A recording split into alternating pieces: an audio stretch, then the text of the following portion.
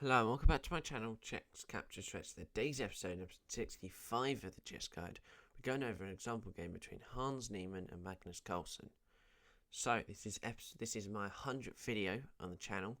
So we're going to go over this game, a little bit of a great game to go over, because obviously with Hans Neimann and Magnus there was always quite this little clash between the two, obviously. And here, as we can see on the right, Hans having 10 extra accuracy points here will show why. So, both had a great move, only a blunder for Magnus, and we'll be going over that shortly. So, let's start. Okay, so e4 was played. So, good start for Hans. He's deciding to go into something here like a Sicilian Magnus. He wants to play a little bit more tactically in the Blitz game. So, yeah, this got to clarify, this is the World Chess Blitz Championship. Back in like 2023 or 24. So knight f6, then bishop b5, e5. So all book moves so far. Now knight f3 or knight c3, should I say? Sorry, and d6. All moves that are quite reasonable. Maybe knight c3 not the best, but that's fine. Bishop c4. Now, in my opinion, not the best move, because you're kind of, already moving a piece twice.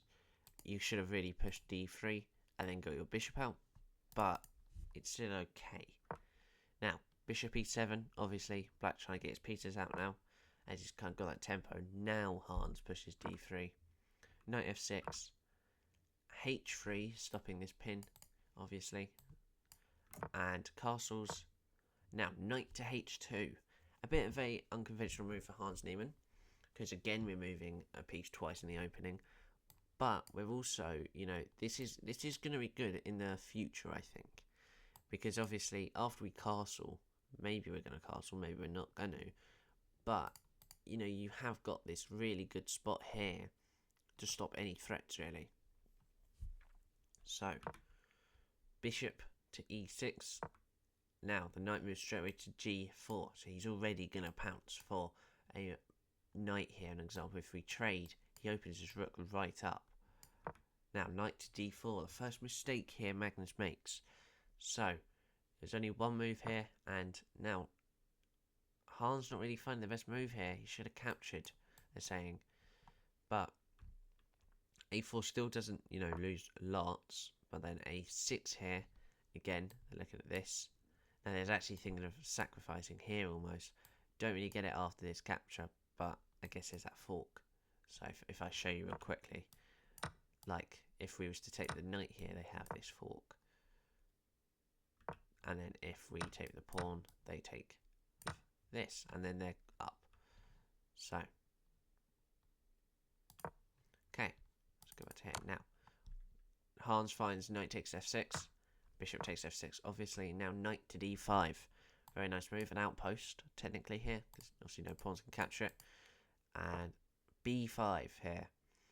So, now Hans, if you can see on the left here, is a point up. So, Hans doing well then. And after these captures, now he gets the knight out of the centre as well, Magnus. Now, bishop to d2. Maybe should have played to e3, but that's fine. Now, bishop to g5, a very nice move from Magnus. Bishop to a5, a bit obscure, attacking the queen obviously, and forcing the queen to move to corners like this. It's really not that good, and it goes to b8. Now, Hans finally decides to castle. Now, king h8, not the best move, because you're expecting now quite an obvious queen h5, which is played. Now, maybe not the best move, but it's definitely the most human move, I'd say there. Again, bring their bishop back to d8. You've got to think as well, these guys probably were playing with like 3 minutes left on the clock. Maybe, I don't really know too well, but they're going to have low time. It's not like a classical game where they have to think so much. It's going to be, quick moves, hoping they work. That's why we're going to see more mistakes in these games, and that's why the accuracy is not like 90. Now Hans decides to trade here, and then f4. So we're pushing. We're not getting the king safety gone now, because there's no black bishop. This king is fine here. And f4 is a very nice push. Now, Magnus stops this with f6, but it's still going to capture. Now, he captures with a d5 pawn. A point and a half up for Hans now. there's a whole opening here soon that probably will cause some threat. Now, king h2 is a miss, because they're saying there's a missed opportunity to win a pawn here, and it's a sacrifice.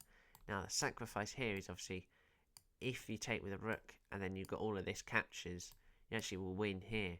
And the reason is if you capture, they capture, it's checkmate. So, if they capture that, the rook takes, you take the rook, after they capture back, you capture there. Something like that. Anyway, he misses king h2. We're playing king h2, so I say. And knight d6, still allowing it technically, but it's just not going to be able to see it, I don't think. So b3 played, a5, and then knight to c3. Not the best move for Hans, losing a bit of his advantage. Now, as there's a trade-off here, opened up the d file here. This is quite good to attack Magnus for. Now, the knight having to move to the rim, not the best place, and that's a free pawn as well.